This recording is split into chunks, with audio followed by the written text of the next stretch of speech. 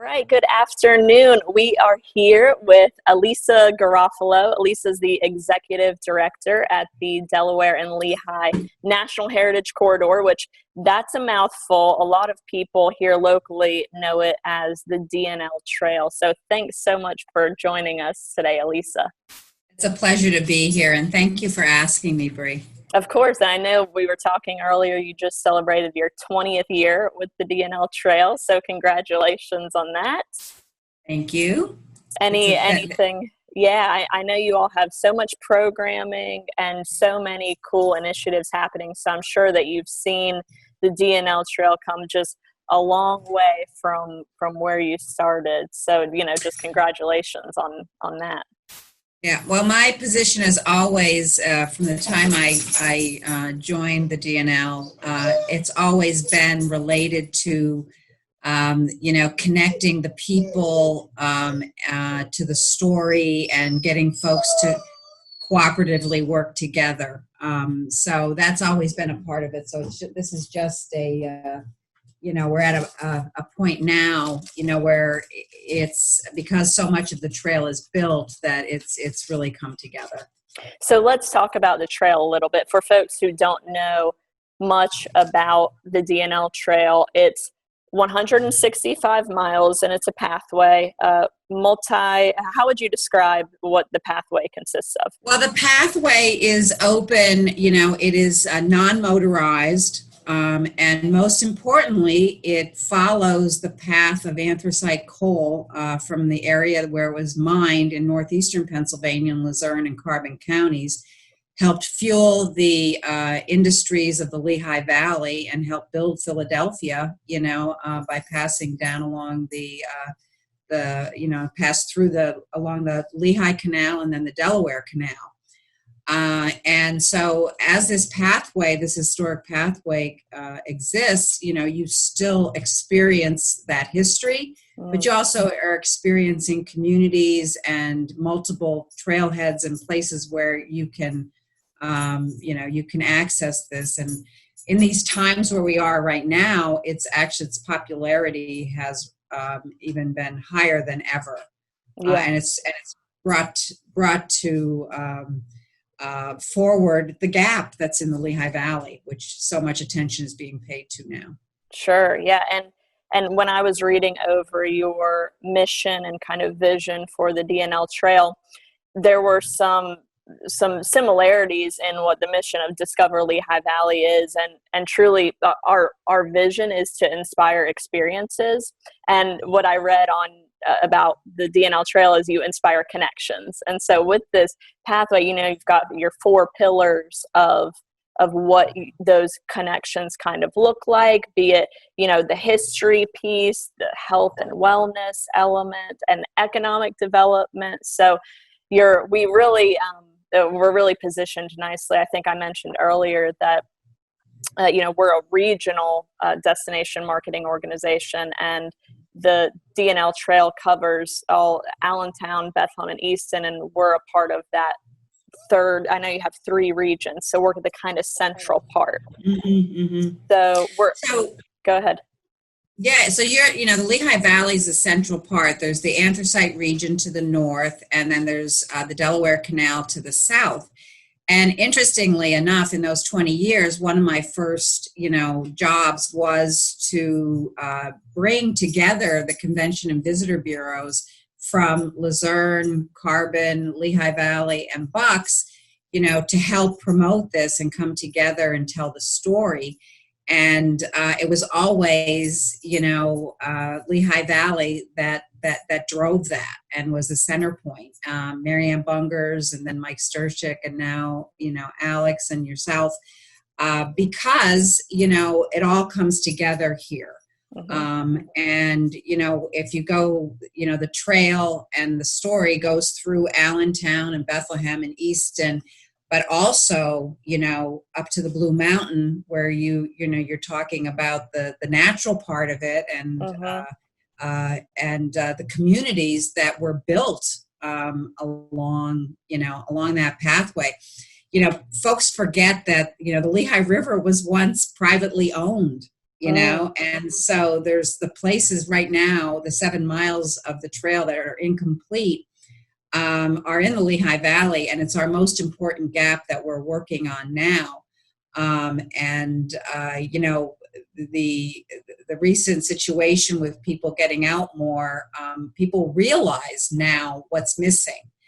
And although we have always worked with the folks that wanted to work with us the most, the people that are in the places that are in those 7 miles are also some of the more challenged. You know, they're lower income. There's the diversity, but it brings such a wealth of treasures to those communities. Get Your Tail on the Trail is a great example. You know, because people can get out and be healthy. You know, it doesn't cost anything, or you don't have to go on 22. You can ride your bike, you know, to get from and that's work. what people look for when it comes to businesses or even the tourism piece. It's the quality of life. If they know that they have trails right out their door, or if folks can come and visit and know that they have a safe trail to get on and get their tail on, then they're definitely more inclined to be here. So I know if someone were to come and visit for the sake of utilizing the trail, they'll probably do other things while they're in town. Yes, so absolutely. I know on your website you have trail friendly businesses. So can you just talk a little bit about maybe some of the attributes that it takes to be a trail friendly business, and then maybe how we can get some more businesses to be deemed as trail friendly? So to be a trail-friendly business, and we have a standalone program so that you can be officially a trail-friendly business and be placed on maps and in guides. We have a new guide coming out in the next month or so. You know, do you have places for people to park their bike? You know, do you have a bike rack? Do you have public restrooms? You know, if someone came into you and asked for information, you know, would your staff person, if you're a retail operation or some sort of service or restaurant, you know, do you have people on staff who are willing to talk, you know, to people? One of the greatest examples of this is that I know some folks that live up in the Carbon County area. They have a business up in Wilkes-Barre, and every year they do a multi-day bike trip, you know, from, you know, up north, and they come through the Lehigh Valley. And you know what they do when they're in the Lehigh? They go to the casino. You know, so you wouldn't necessarily think that would be a trail-friendly business, but that's an attraction. You know, Sure. They might do something more, you know, more homegrown, you know, to the north, or maybe something more artsy to the south. But if in the Lehigh Valley, they go to the theater. You know, go to the casino, go to, you know, the restaurant, you know. The museum, and that's definitely what we try to promote. It's like we have this wonderful asset that is the trail, but you know, while you're here, you can experience all of these things as well. And sometimes you can't fit it in one weekend or one trip. You've got to come and do it multiple times, and then ride multiple parts, run on multiple parts of the trail. So it's pretty amazing. Actually, when I first moved here, I rode 22 miles on the trail, and luckily the trail, the section I rode was relatively flat, so I was okay. Well, it is flat. Yeah. The whole trail is pretty flat, because in order for the canal to operate, there were no hills. You know, now in the Lehigh Valley, there's the link. You know, there's the Link Net Trail Network, which then connects into the IRT or the you know, the I'm trying to think of some of the up in Stockertown and the other trails that are out there. The Northampton County are developing trails to go all the way up to the Appalachian Trail. And these are separate from the DNL. This is another connector. Right, but there's a partnership working together to make sure that those connections are made. You just meet Winnie. Hi, Winnie. Work with me. Welcome to the show, Winnie. Oh, goodness. Dogs are welcome as well on the trail. That's right. Good. Get your tails on the trail. It's not just biking, you know, it's walking, it's running, you know, and there are a lot of people who have gotten into, long distance running now. Mm-hmm. Some of the doctors from St. Luke's and the like, where they go, further than a half marathon or a marathon Mm-hmm. and so there's and there's room to do that on the trail. Yes. Yeah, without Yes, seeing the same thing twice. And the plan for the Lehigh Valley is literally, for it to be on both sides of the river and to have a commuter route as well as the recreationalist and historic route. Mm-hmm. So that again, that with is that quality of life that just expands upon that. So that's the Lehigh Valley deserves it. It has the cities, it has the diversity of population. So it needs to be more than just, the 8-foot path or 10-foot path. Sure. Well, a question that I always ask when I invite people to have a discussion is, if you yourself have friends, family, could be, clients, anyone coming into town to visit, what are some key aspects that you either show them or take them to really show them the experience of what the Lehigh Valley is? So we know the D&L Trail is on that list. So beyond that, what are some of the highlights that you point out? Well, of course, you want to come to Umar Park in Easton because that's where our headquarters are, and that's the one place where you can get on a canal boat and or follow a canal boat. This year's a little bit different. We have percheron mules. There's also the history of the canal that we tell in the museum itself. There's boat rentals, bike rentals, the boat ride telling the story. Mm-hmm. But then there's also, the Crayola factory. Once you cross the bridge from the main trail into the city of Easton, and you've got the Crayola factory, and you've got America's oldest farmers market, mm-hmm. and which is just terrific.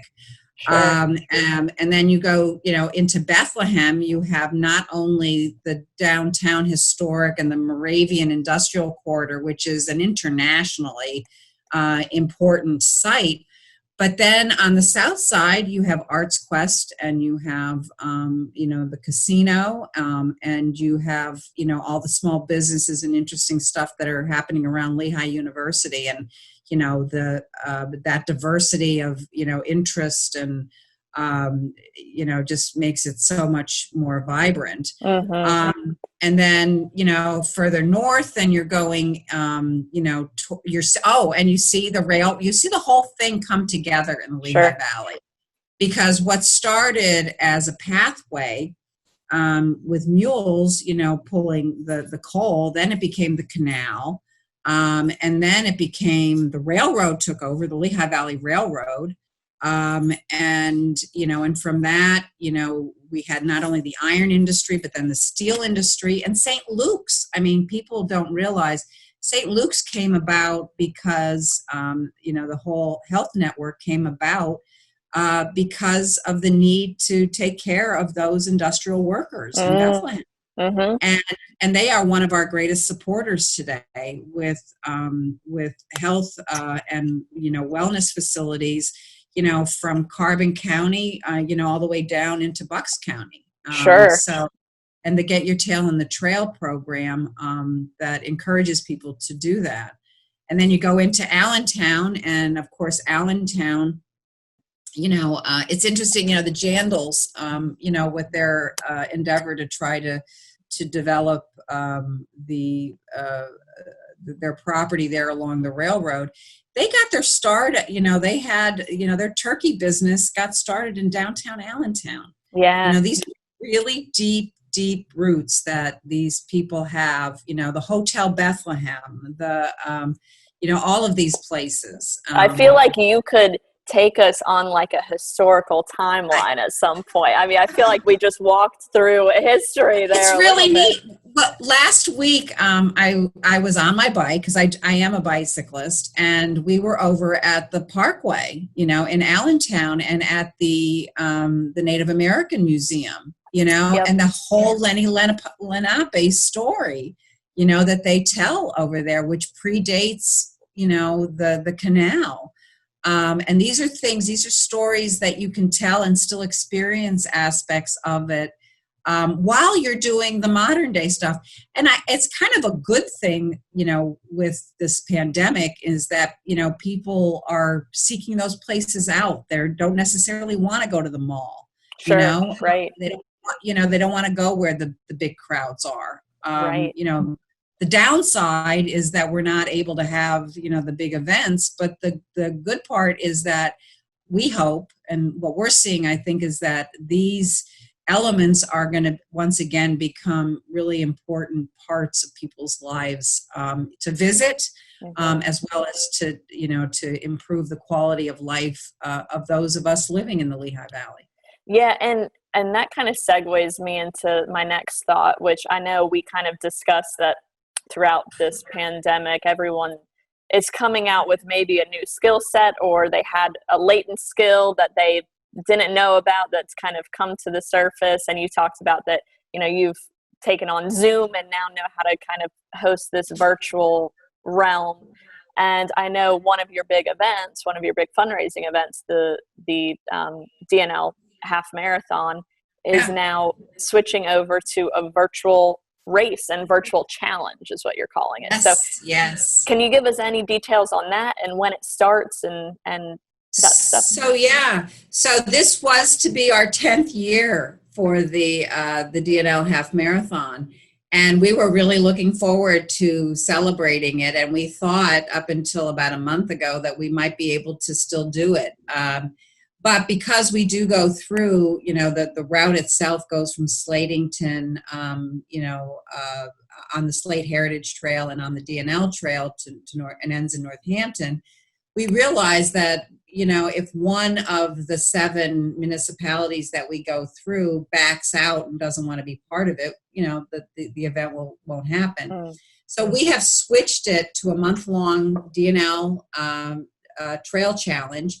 And this year, not only can you run it, you can walk it, which we've done in the past, and also bike it. And we have multiples of lengths of distances that you can do for each of the categories.